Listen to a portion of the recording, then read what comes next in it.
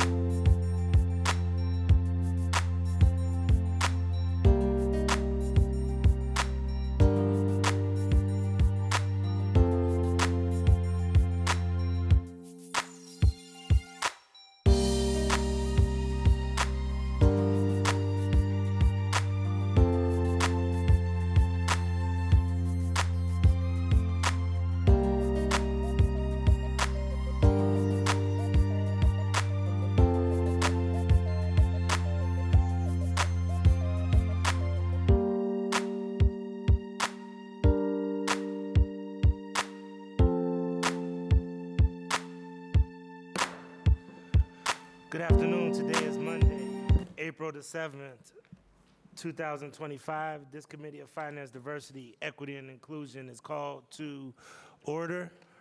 Madam Clerk, please call the roll. Here. Present.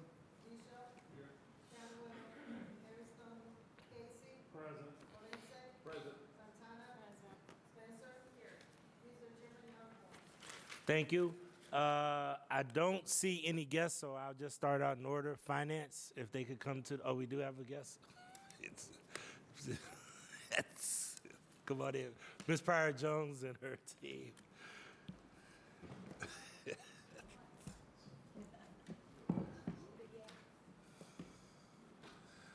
All right, this is from the Office of Prevention, Intervention, and Opportunity.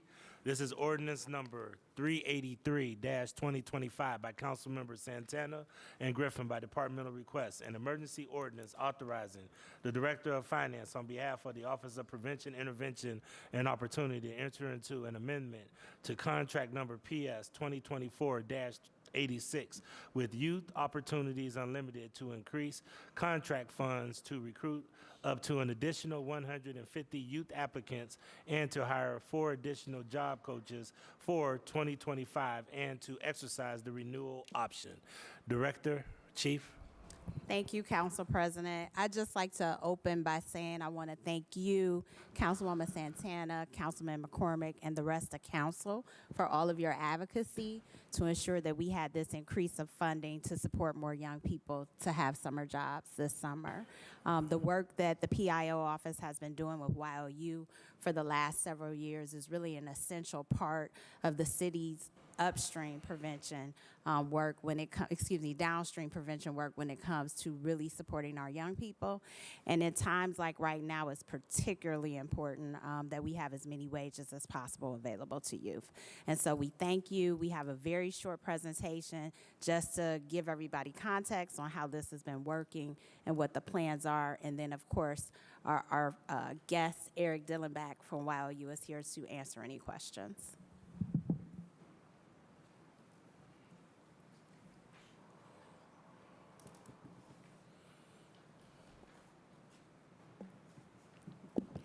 Good afternoon. Through the chair to the council. This is information that you've seen before in our operational review. This is the data from 2024. We had 248 youth that were served in the YOU program last year, along with 67 in the extended summer program. There were 150 total, but that was in partnership with the county, and our share of that was 67 youth in the extended program. We also offered stipend-based community service for 55 students, and the public safety career pipeline was approximately 30 students, so we served 400 students last year. This is another graph that kind of shows you how we've progressed over the years and increasing the numbers of students that participate in some kind of employment opportunity. You'll recall this slide from our operational review. This is the 1,211 City of Cleveland youth who participated in the overall YOU program. That's both the county funded and our funding. So for 2025, what we're proposing is our contract is up for renewal. And so that contract supports 250 youth. We, with this generous additional funding that you've provided us, we can support an additional 150 youth for a total of 400 youth in the YOU program. So far, YOU applications to date, as of 1 o'clock on 4/3, YOU has received 6,109 applications across the county. So you can see here that the need is great. 3,360 are City of Cleveland residents. 2,487 youth have been selected in the first round. Of those, 1,670 are Cleveland residents. A second round will take place once the application window closes on May 1st, and there are 1,900 tentative total slots. We anticipate that Cleveland will get 1,330 of those slots. I'll turn this back over to Chief Pryor-Jones. And we're here to answer questions. Thank you. Thank you. What is the ratio of supervisors per children? Through the chair to the council, we roughly go 1 to 40 job coach to youth. Okay. Because I know that in the past, one of the concerns that council has always had is that if we're putting more money into administrative costs or actual youth out on the street. This seems to be, through Councilwoman Santana's efforts, more putting bodies out on the street. Definitely, correct. Okay. We've lowered that ratio in the past summers. Okay. How many county children compared to city children? I know you gave me how many city children, but how many county children? Roughly, so it's about 70-30%. 70 city, 30 county? Correct. Okay. That's the ratio that's held for the last couple of summers. Is that the, and excuse me, I know I don't have this in front of me, is that also the city ratio of the funding ratio? Is the funding pretty much 70-30 or No, the funding is what? it's definitely Blended? inverse of that.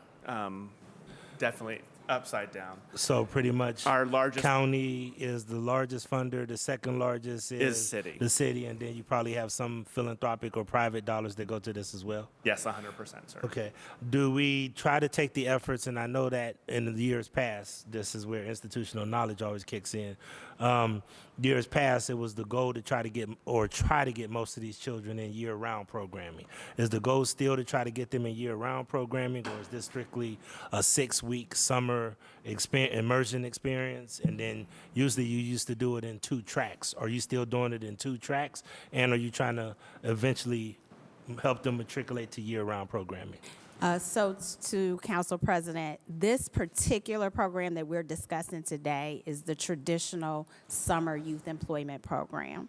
And so while you has a variety of programs, summer youth employment is one of their programs, and that is our focus today. I will also say we have been stretching our city dollars, and so there are a couple of our initiatives through the same funding where we've been allowed to stretch those dollars and do academy-based programs like what we do in partnership with Recreation to attract more kids to become lifeguards. And so outside of the traditional summer schedule, those kids go through training, they're paid while they do that, and then they transfer if they pass the test and are hired by Recreation to the Recreation payroll. And so we have found some creative ways to, best utilize and leverage the dollars that are available to us. Okay. Does utilities, I know water at one time put in a significant chunk of money. Do they, I know that they kind of stopped after a while. Do they put in any more money, or are they putting any money in at all? To Council President, when we first started in this administration, there was a program that the utilities part of the administration was running, also in partnership with YOU through their own separate contract. I believe at this time they are doing that work with another vendor. But So- Eric, I don't know if there's more you would say. So the water department is using another vendor to do their program. That is our understanding, but we Okay. can confirm that with our director. That is great. Thank you. Councilwoman Santana, you relieved us from workforce. Did you have any comments? Thank you, Council President. Yes, I relieved it because, I would say that I got a huge response from the council members that they wanted to support additional dollars to hire more youth. We know when youth are working, there's less violence out in the communities, and I am a product of YOU, and I would tell you it helped me bring money to my home and help my mom as I was growing up. So I believe in this program, and I think it's just a great effort that all council members are supporting, and I want to thank you in advance. I will also say that they did request, $1 million, so we were only able to do the $500K. But every year, through the chair, and you could probably confirm this, we have increased our allocations to YOU, correct? Through the Chair to Councilwoman, yes, that is correct. Yeah, and last thing that I would say is, back to your question about working all year around, I think that, our private, our private sector needs to step up. And I think council members need to call, their business entities, their organizations. I have Metro Health in my ward. I've reached out to them. I've sat down with them that they need to hire more youth in our communities, and we need to hold them accountable for not hiring our youth. And so they need to step up, and I think we're working on this effort. And so hopefully we'll have some great news throughout this year about the business community stepping up and hiring more of our youth. Thank you. Councilman Kerry McCormick. Thank you, Mr. Chairman. I appreciate you hearing this today, and to Councilwoman Santana for her leadership on this issue. Chief Director and the entire team here today. I fully support this ordinance, and without objection to Councilwoman Santana, I'd like to be added to this piece. If that's okay, Clerk? If I could be added Clerk, to... if you could add Councilman McCormick to this, to ordinance number 383-2025. Okay. Thank you. Mr. Chairman, I think this is critically important work. Quite frankly, I wish we could do a lot more than the $500,000. I understand that, the budget is always a push and pull and a compromise.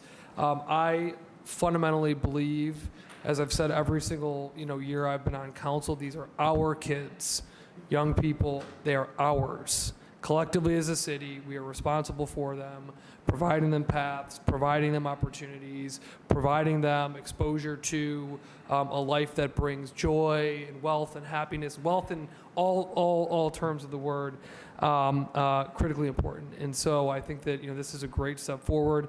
Mr. Chairman, I'm going to boil your blood on this, so forgive me, because I know how fiscally responsible you are. I would love to see us set a plan over the next couple of years to fully fund this, whether that's private, county, city, so that if we could flip back to that slide, Chief, or I'm sorry, whoever's got the, yeah, here we go. I mean, we got, 3,300, over 3,300 young people from the city of Cleveland. What would it take to say yes to all of them? And I'm not saying that should all be on the city's back, right? I think a public-private partnership here, but, and I'm not saying that's going to happen next year, but I would love to sit down and set a plan. Easy for me to say because I don't have to deal with next year's budget. But but my point is, Mr. Chairman, the same way. every single young person in that number, that 3360, is a young person that deserves our investment, that could put extra money in their pocket, that could gain exposure to employment, all the good things that this program does. And if we're going to invest in anything in this city, this is, I think, one of the most important things we can invest in, and that's our young people. So, Chair, I really would love to have a larger conversation about how do we employ every kid that wants to be employed in the city of Cleveland. Not saying that's all got to fall financially in the back of the city of Cleveland, but to me, I think that there's nothing more worthy than getting our young people propped up for success and a healthy, happy future. So, love this legislation, Chair. Really appreciate your and the Chairwoman's attention to this matter. And let's get every young person in Cleveland these opportunities in the near future. Thank you. Thank you. And I'd like to tell people this. In the year that we had the biggest drop in crime, we went from 134 homicides down to 72, was in 2012. And the reason that happened is because that was the year that we had stimulus dollars that came from the federal government, and we were able to hire every young person that was out there. I do want to make sure that I ask one more intentional thing, because we actually were very intentional, the young people we were trying to get jobs, is that we worked very closely with the Community Relations Board when they had something called call-ins that actually had, where we identified the bad actors from the schools, the gang units, the rec centers, and other places, that really boiled down to having about 663 people that represented 62 different groups. And we were able to bring those folks into a setting and pretty much say, hey, either we're going to deal with you through the law enforcement side, which we don't want to do, or we're going to make sure we have these opportunities and guarantee you jobs. So the reason I give you that scenario is, are we making sure that these aren't just the good kids, that their parents are going to the wall for them, but that are we carving out a section of these children that might be some of the bad actors identified through some of the groups that you're funding and that's working directly with people on the street, so that we can make sure that we're giving some of these young guys who might just be at that fork in the road an opportunity. So a couple of responses to that, Council President. Thank you. First and foremost, WildU also has a separate initiative that they work on with CRB, specifically focused on youth diversion. And so that's one of the ways that they're focusing on a very specific population of young people who require our additional support. The other thing that we did last year in that expanded programs job piece is we identified those kids who were likely to fall in the gaps because they were graduating from high school and they didn't have a plan. So there was no plan to go to college, there was no plan to go into a work program, and without that expanded summer job opportunity, they would have just been left out on their own. So those are two of the ways in which we are identifying, very specific audiences of young people who need additional support. Great. Did you want to add anything, sir? To Council President, I actually would. Thank you. We added a new position with the support of a private funder called our Career Pathway Navigator, and they'll be focusing on our participants who are now out of school, who are currently high school seniors and who will be graduating. And this member of our staff will be coming alongside those who've graduated and helping them to figure out over the course of the summer what their plans are. And those who are going to college, we'll be celebrating with them. And those who aren't sure what they're doing, she'll be coming alongside them, helping them to explore careers and apply to jobs, so that when summer comes to an end, they have a plan and are in the process of applying to jobs, and she'll be accompanying them along the way, and then following up with them once they've gained employment to ensure that they have the support they need as they've entered the workforce to continue to succeed. And that's good to hear, because, and the chief is going to hear me say this all the time, because we've been here for 3 years and I'm tired of our side saying that, okay, what is Chief Pryor Jones putting together?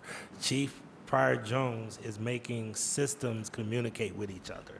How do we make sure that these batons are passed from a summer work experience to a career pathway to training to the corporate setting? How are we making sure that we have a universal system of tracking and making sure that these children have clean handoffs from program to program?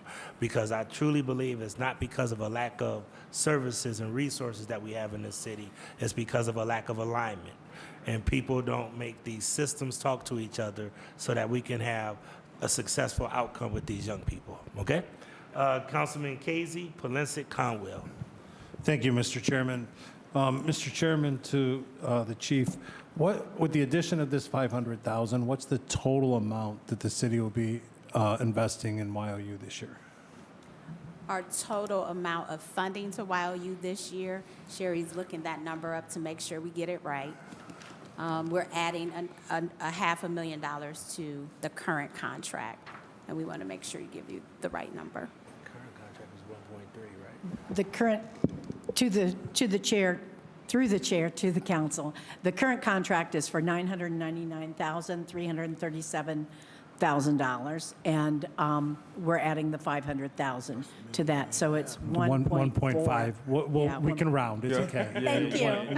We can Thank say, you. right, Mr. Finance Director, we can round? Okay. All right, so 1.5 million, okay. So on the screen that's up there, maybe I just don't understand the numbers, but, so I'm going to explain how I'm reading them, and then please, from the chair to the chief, correct me or get me to look at them differently.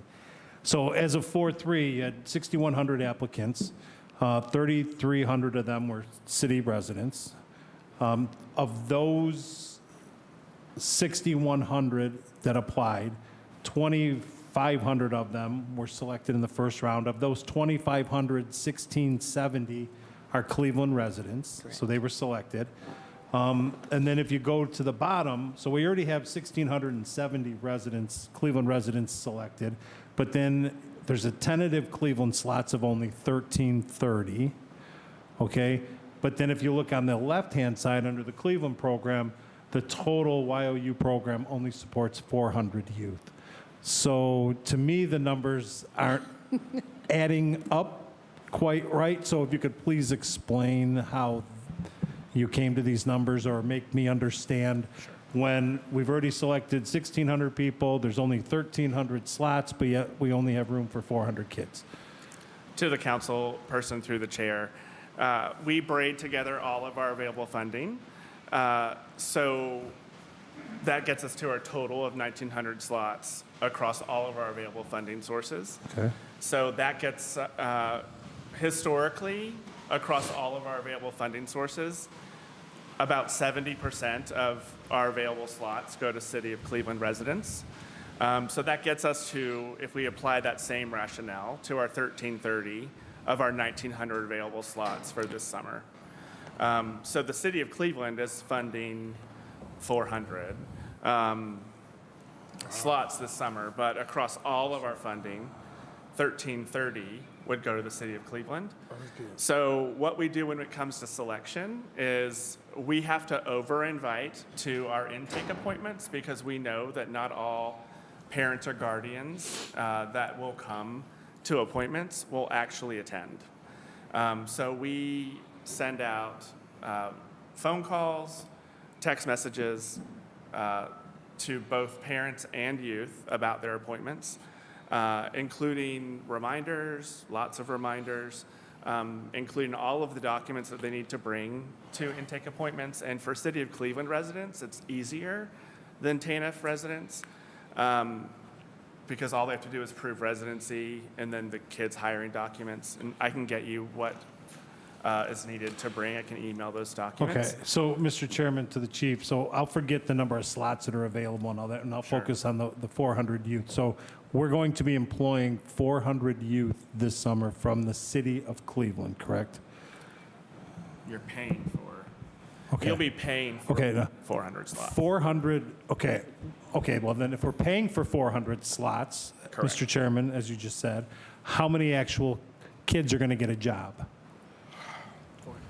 All 400 Okay. of those kids will be employed, plus the Okay. dollars that other funders Or- are I contributing. get that, right? So we're going to actually have 400 youth employed from the City of Cleveland, is what you're telling me? Okay. So that comes down, Mr. Chairman. Wait a minute. More, you're gonna get more. We want to make sure we're real clear. Right, this is what I'm not under, this is what, 400, the City of Cleveland general fund dollars are Okay. funding 400 of the City of Cleveland youth. Okay. However, there will be a total of 1,330 Cleveland and, youth okay, and that's. working this right. summer. So we're looking at two different things here, right? We're looking at what the city is funding, right, which is the 400, and then we're looking at 1,300, give or take, whatever, 1,300 kids actually getting employed from YOU, correct? Not, I'm seeing it, that's the correct way to look at it, correct? All right, so Mr. Chairman, to the chief, so of the 400 youth, right, that comes out to about $3,750 per youth, which is not bad. Of the $3,750, how much will the kids make? We Give will or have take. The wages, we have the wages breakdown here. Okay. So for the 6 weeks, 150 hours at $13.50 per hour, they're going to have $2,025 in their wages.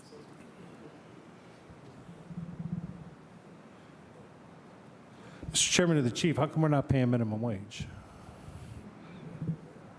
Minimum wage. Competitive. So Or competitive to the- wage. through the council president to Councilman Casey, we're paying the wages based on the budget. These wages are competitive wages, and this actually is an increase from when we first got here. Oh, yeah. Huge. Okay, and then one last thing, Mr. Chairman, to the chief. If, with what we're paying, that's, and a kid makes $2,025 for the 6-week program, that leaves $1,725 in administrative fees to YOU per child? Through Council President to Councilman Casey, there is the cost of doing business, and if you like that breakdown, we can make sure YOU provides it. Thank you very much. So the last thing, Mr. Chairman, to YOU, can you provide us with the breakdown of the administrative costs for the 1.5 million. Thank you, Mr. Chairman. All right, thank you. Councilman Polinsky? Chairman, my honorable colleagues, I didn't have the pleasure of working for any city programs when I was a kid in the city. I worked in a factory on St. Clair during the summer called Overseas Packing, 17625 St. Clair. That's why I got bent fingers from building wooden crates. And then went at night, then figured out how to get up to Mayfield Road and worked at a car dealership, washing cars and putting plates on cars. So I know the importance of these programs, but I want to follow up on my colleague's line of questioning. This is what I don't understand. As of 4/3, we had 6,109 applications across the county. 3,360 are from the city of Cleveland residents. When is the cutoff date? Through the chair to Councilman Polinsky, May 1st is the last day for application. So we could still get a couple hundred more in theory. You Yes. think so? Yes. Oh, yeah. Okay. So, You'll get a lot more. so the 2,487 youth were selected in the first round, and 1,670 are Cleveland residents based on. There's a difference of about almost 1,000 there, or a little under 1,000. What would knock a student out? You've had 3,360, and you were selected 2,487. What would kick a student out? Through the chair to Councilman Polinsky, as Eric started to Yeah. explain, they have a whole list of required documentation. That documentation looks a little different depending on the funding stream. And so, for example, a significant amount of the jobs are funded by the county by way of TANF dollars. They have Yeah. very specific and strict requirements. And then our dollars require the basic things that Eric mentioned in terms of, their application, their identification, their residency, proof of residency. Okay. But we could also share details. Okay.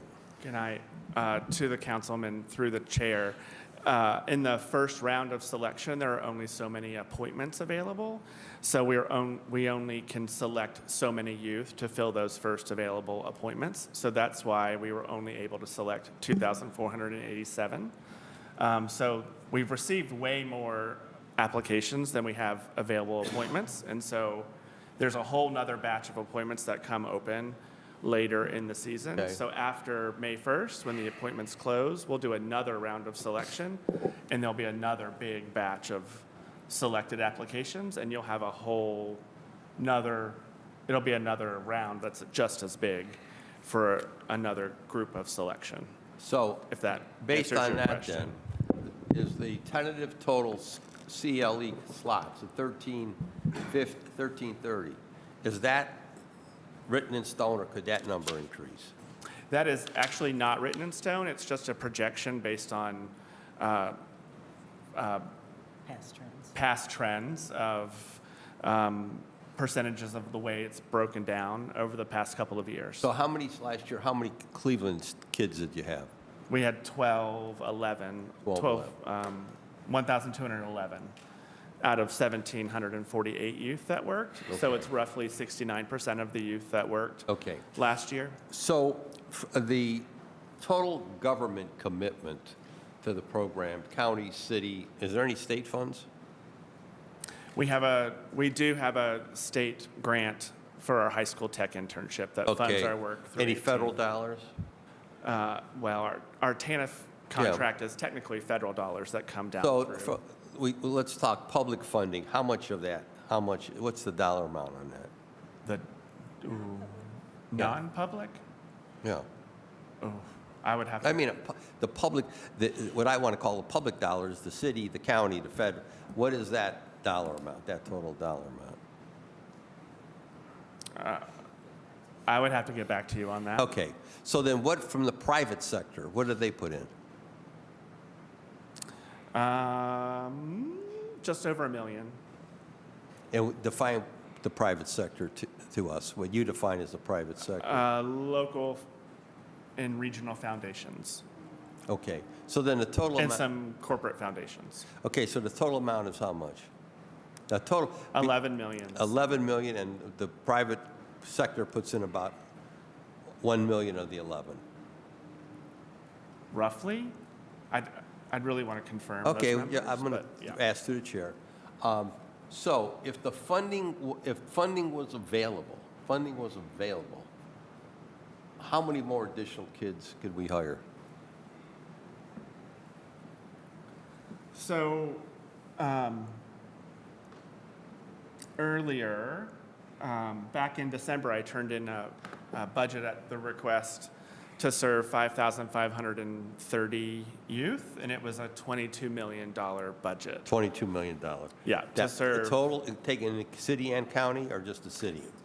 It was total. Total. To fund 5,530 City of Cleveland youth.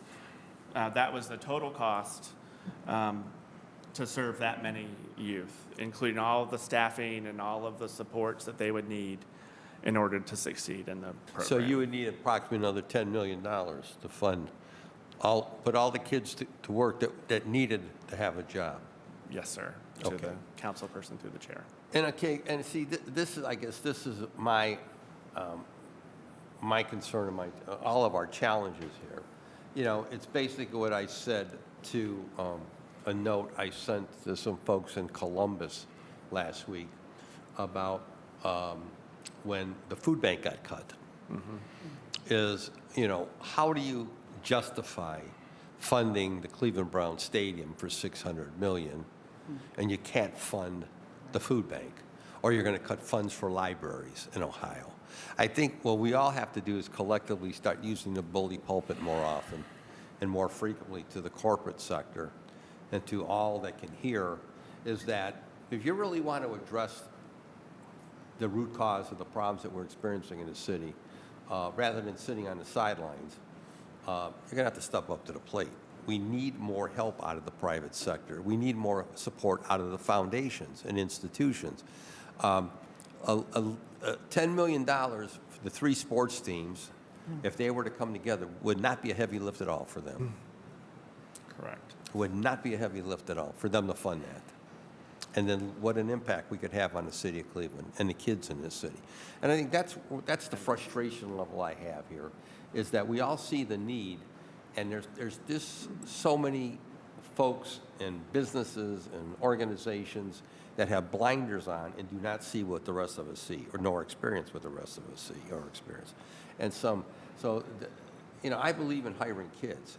I believe in, you know, again, I wasn't in this program, but having that summer job, those 2 summer jobs I had, one during the day and one at night, gave me the ability to buy clothes that my mother couldn't buy. Correct. And do some of the things I needed to do. And the same thing, it probably is more prevalent today than even when I was a kid in this city.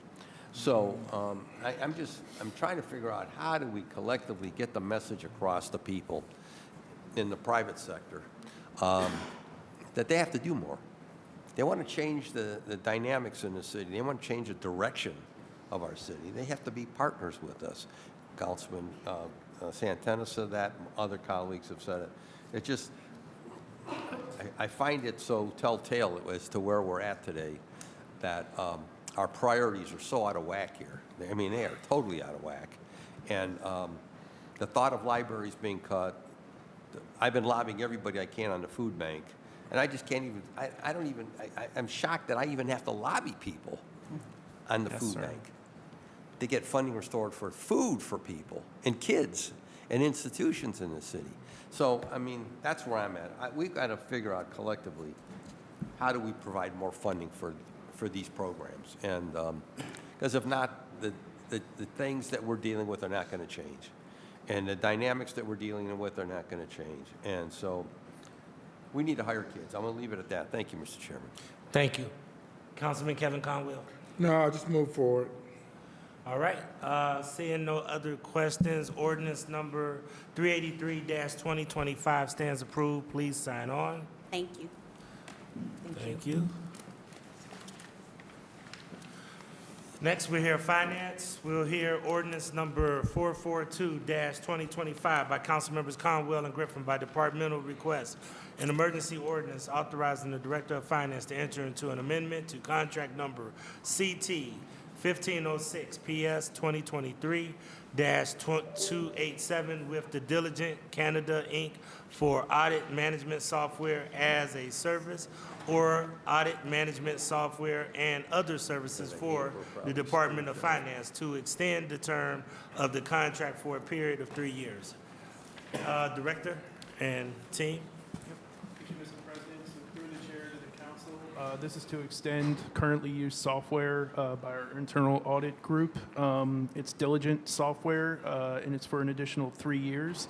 So this software is used for project management related to audits. It helps them to manage their workflows and timelines while also keeping track of the hours worked on these projects. It's also used for processing items like related party questionnaires and other compliance items. It's software we've been using since 2018 reliably. Total cost is about $86,000 over the next 3 years, so a little over $28,000 on average each year. Happy to take any questions. Thank you. I have a question, Mr. Chairman. Councilman Mike Polensek. Is that a Canadian company?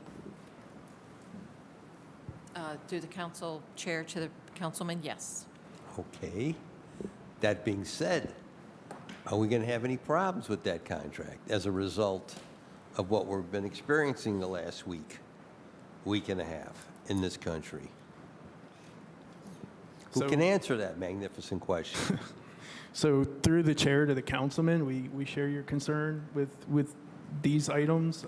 Obviously, everything is volatile at this time. We have no reason to believe that there will be an issue with the contract. And as far as I know, tariff issues, nothing like that has affected the price of the contract. Okay. Well, I guess the proof will be in the pudding. Okay, thank you. Any other questions regarding ordinance number 422-2025? Yeah, move for approval of project Thank you. management. All right. Seeing no other questions, ordinance number 422-2025 stands approved. Please sign on. Thank you. We'll move to public health.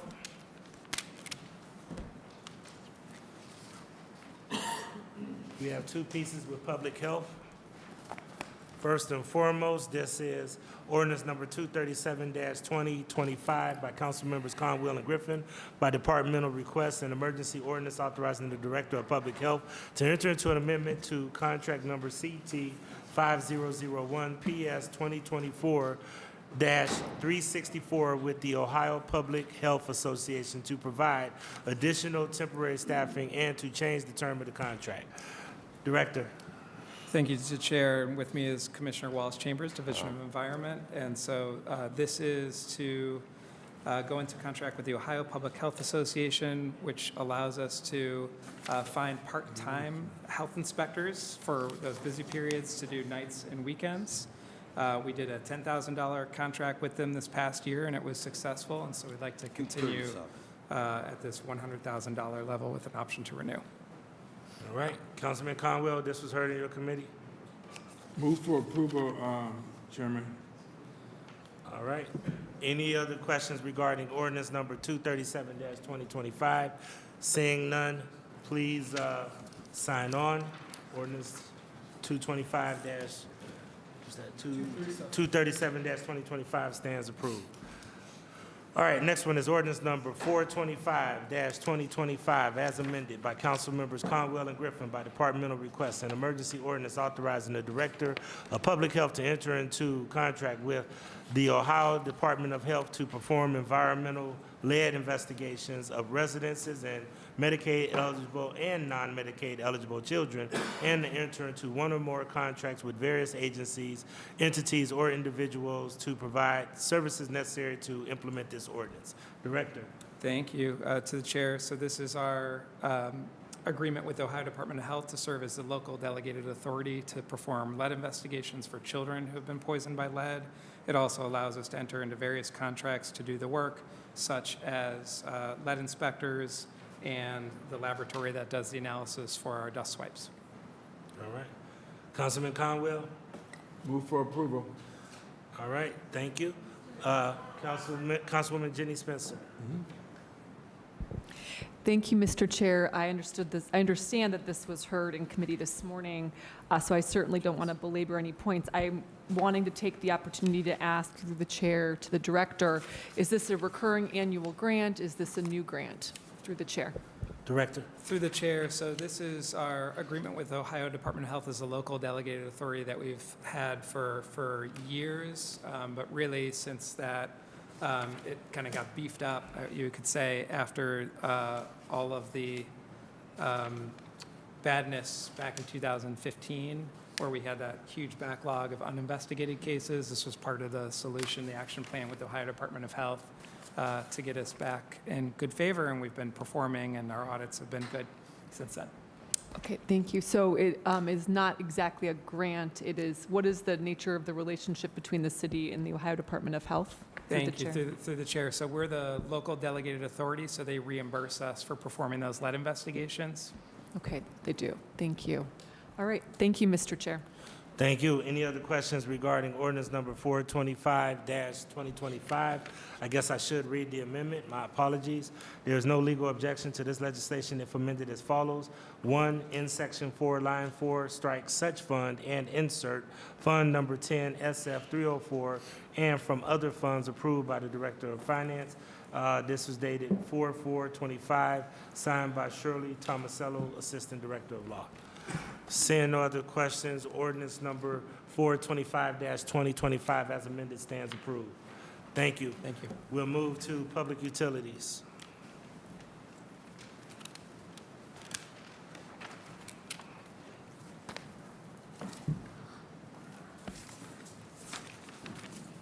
All right. First one is ordinance number 230-2025 by council members Casey and Griffin. By departmental request, an emergency ordinance authorizing the Director of Public Utilities to exercise the first option to renew contract number RC 2023-075 with Johnson Controls Fire Protection LP for inspection, testing, and service of proprietary fire protections, life safety systems, and replacement parts for the various divisions of the Department of Public Utilities. Director. Thank you, Chairman. Yes, continuation of the Johnson Controls Fire Protection and Life Safety Systems is critical. They have been responsive. This is the one-year renewal. It is under a state term contract, so the prices are fixed. We budget approximately $300,000 throughout the Department of Public Utilities for this extension year. Thank you. Councilman Casey. Duly vetted and recommended for passage. All right. Do we have any questions regarding ordinance number 230-2025? Seeing Councilwoman Stephanie House Jones. Thank you. Through the chair to the director that's here, do we know what are the administrative costs based on the investment that we are making over the years? I know this part is a labor, but are there any administrative costs? Because that's about $600,000 that we are investing, if I'm not mistaken. So, through the chairman to the council member, the majority of these services are by requirement. So it's a widget, the exit signs, the entrance signs, the life safety measures, that the cost to inspect the gas detection devices, those are all set by the state term contract, of which we locked in with, and we're requesting the authority to extend that. So the administrative costs in. Is that the direct labor costs, as you're saying? Yes, those are that have been included. negotiated from the state? Chairman to the council member, that's correct. The inspection of replacement of sprinkler systems, usually the inspection of the sprinkler system is a set price under the state term contract, which is why state term contracts, that's the basis for them, so you're not pitting municipalities on these types of life safety measures. Hopefully. You know better than I would. Okay, if you say so. Thank you. All right, thank you. Seeing no other questions, ordinance number 230-2025 stands approved. Please sign off. Next is ordinance number 293-2025 by Councilmembers Casey and Griffin by departmental request. An emergency ordinance authorizing the purchase by one or more requirement contracts of materials, equipment, supplies, and services needed to repair, replace, and maintain the high voltage static transmission pipe type cable system components for emergency oil spill cleanup, including labor and installation, if necessary, for the Division of Cleveland Public Power, Department of Public Utilities for a period of 2 years with 2 one-year options to renew, the first of which is exercisable through additional legislative authority. Director. Thank you, Chairman. The pipe-type cable system consists of 5 transmission cables, 2 of which are 138,000 volts. It does travel underground, and it is oil-filled, so it does the ordinance gives us the authority because it's highly specialized. When it's an oil-filled pipe that transmits high voltage, there's very few, unfortunately, vendors in the area that do this. So, but we do go out to bid every 2 years. We budget $1 million. We hope to spend dramatically less than that, but this is critical for the continued transmission of high voltage. All right. Councilman Casey. This is duly vetted and recommended for passage out of utilities. Thank you. Do we have any questions regarding 293-2025? Seeing no questions, ordinance number 293-2025 stands approved. Please sign on. Next ordinance, ordinance number 294-2025 by Council Members Casey and Griffin by departmental request. An emergency ordinance authorizing the purchase by one or more requirement contracts of labor and materials necessary to maintain, test, evaluate, repair, or replace roofs and appurtenances, including but not limited to roofing systems for the various divisions of the Department of Public Utilities for a period of 2 years. Director. Thank you, Chairman. This is our standard contract for the roofing and appurtenances throughout the Department of Public Utilities. Are a number of roofs. They deteriorate. Sometimes we need to respond in an emergency situation. This allows us the flexibility to dispatch this vendor that we do publicly procure to go and make the necessary repairs in a timely manner. Councilman Casey. Duly vetted and recommended for passage out of utilities. Seeing no other questions, ordinance number 294-2025 stands approved. Thank you, Director. Thank you. Last up are 2 council pieces. First is Resolution Number 431-2025 by Councilmember House Jones, an emergency resolution recognizing 2025 as Reentry Awareness Month. Councilwoman House Jones, did you have anything you wanted to add to this? No, I shared it last week at council. Hopefully people support it. Thank you. Thank you. I know this is a very important issue to many of us in the community that have large reentry populations, so really think this is a great piece of legislation. Thank you so much. Seeing no other questions, ordinance number 431-2025 stands approved. Last ordinance is ordinance number 435-2025 by Councilmember House Jones, an emergency ordinance to supplement the codified ordinances of Cleveland, Ohio, 1976 by amending section 127.49 as amended by ordinance number 151-2025 passed January 27, 2025, relating to funding for certain items for the Cleveland Commission on Black Women and Girls. Councilwoman. Yes, this was a change. There are 2 things. We just had an event, and we were looking to provide childcare. And as the way the legislation was written, we were told that we could not pay for childcare, and it is necessary when we are, hosting these type of events. In addition, we are looking to be able to contract or get an intern at one of our local universities because the work that we are putting on our employees to support the commission is just not it's just not realistic. We need to be able to have some more structured support, and so that's the purpose of the changes that are before you today. Okay. Any questions? Okay. Seeing no other questions, ordinance number 435-2025 stands approved. Please sign on. And that concludes the legislation for this Committee of Finance, Diversity, Equity, and Inclusion. Want to remind everybody, if you're available, tomorrow is the CUBE Summit over at Huntington Convention Center, where Councilwoman Santana will be moderating a panel that I will be on. So welcome all the council to stop by that event if you're available. This Committee of Finance, Diversity, Equity, and Inclusion is called to adjourn.